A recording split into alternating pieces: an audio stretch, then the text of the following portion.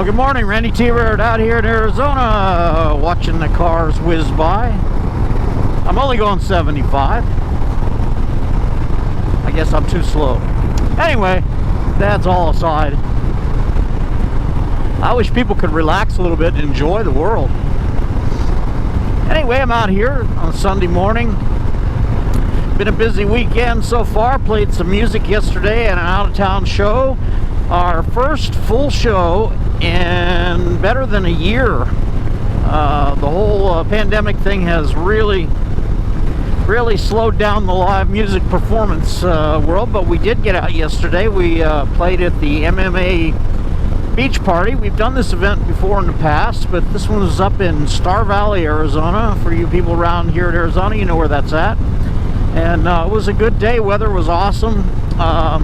Long day. You have to leave at 9 o'clock in the morning and didn't get home till 7. But, you know, it was fun. Got to play some music. Enjoyed the day. And it was a good time. So today I'm out on the bike. I'm trying to squeeze as much into this 2 days as I can. So anyway, just out trying to enjoy. Not a cloud in the sky. Beautiful day. Traffic's light. It's pretty early in the morning. It's about 7:30. Well, earlier in the morning. It's about 7:30. The air is nice and cool. It's going to be in the 90s today, so it'll get warm later. But got things to do around the house in the afternoon, so houses do require your attention. I've been seeing more reviews on the Pan America, and just about everybody's giving great reviews, and I really hope this sells for Harley Davidson. They have that feature that lowers the bike when you slow down, and that's going to draw another whole group of people, I think, into the adventure bike segment, because they're all so tall that those who are not named Gunter, that are 6.5 feet tall or 7 feet tall, can ride them. I know KTMs are just out of reach for me because they're out of reach. And I don't know, if I win the lottery or something, I'd be interested in that bike. So I've been really liking adventure bikes, but I'm going to stick to dirt bikes if it ever comes in. It's been on order, but still out in the port of Los Angeles, they tell me. So we'll see whenever that happens. I'm hoping to get it soon before the good weather goes away and we have to travel 100 plus miles to get anything under 100 degrees. So far out on the street, Bob, I've been having a great time with this bike. Getting it the way I wanted. As you can see, I have a taller windshield today, and I think that's going to cut down on the wind noise. It certainly is created a bigger pocket in here, and I had most of the parts, so it wasn't too big of an expenditure. So I already had a lot of the items that go on it, and really like it. Got the dark smoke windshield, and I look over it by at least the length of my helmet, and that's good. No, I hate looking through windshields, so that's like when I had the Road King. I mean, there was just no way around it. You had to look through it, and I guess that's fine when they're new, but as they get old and they get a little scratchy and stuff, to me it's like looking through a dirty windshield on a car. It drives me nuts. So anyway, awesome ride today. Kind of taking my usual route. It's not the only place I go, but it is pretty much just a normal favorite ride for me. Traffic's light, get out of town fast.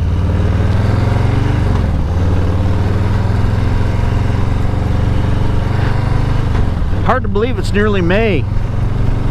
Can you believe this year is at the 40% mark? That's wild. Time is flying by.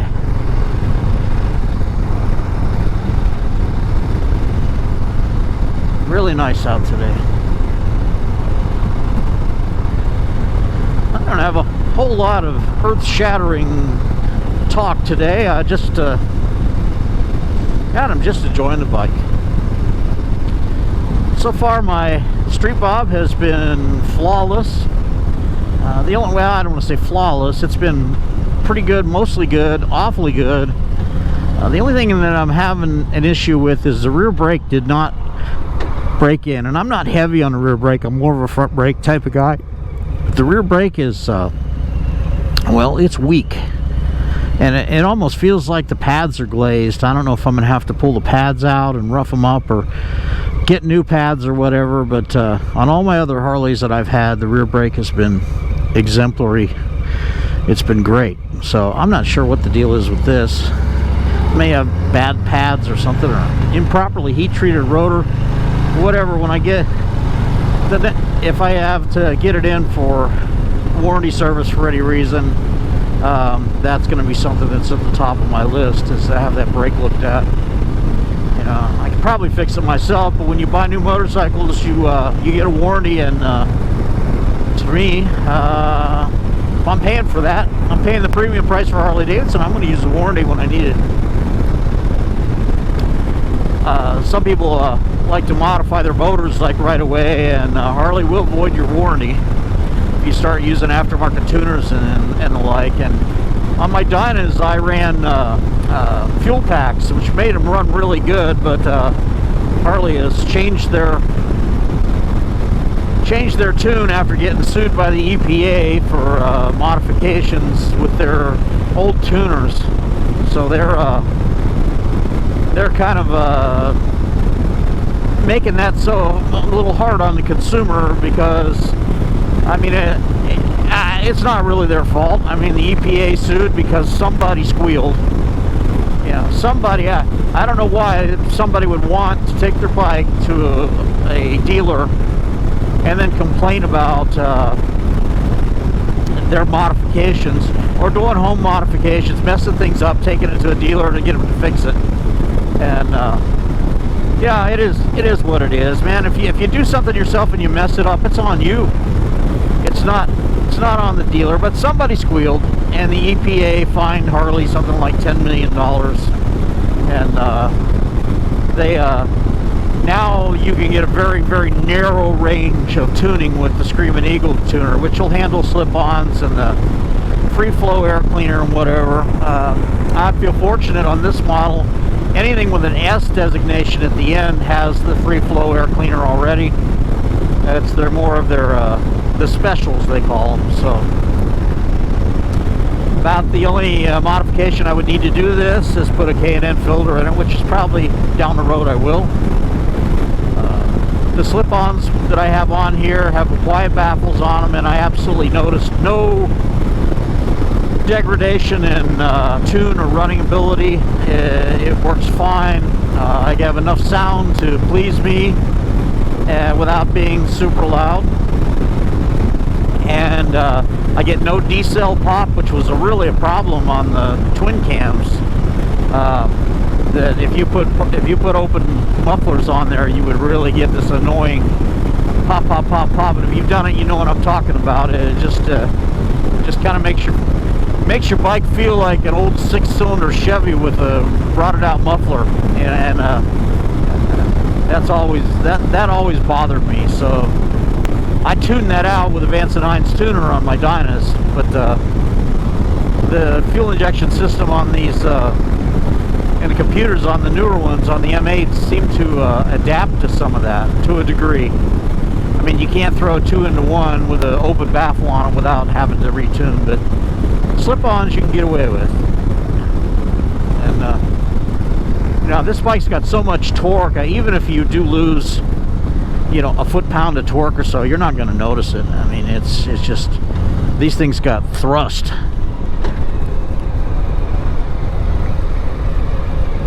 Traffic's light this morning. That's kind of nice. There we go.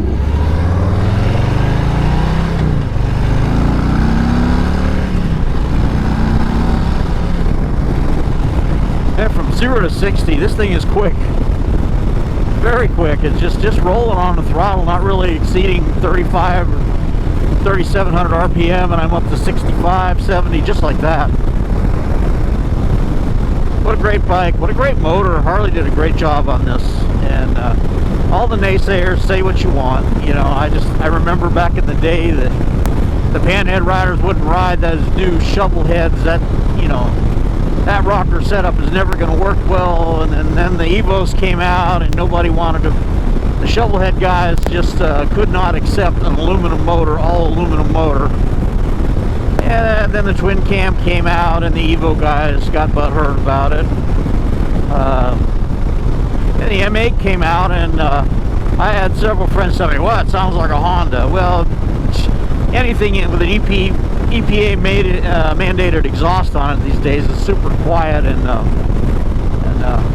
it's funny, most of these guys now own Milwaukee 8s and are thrilled with them. So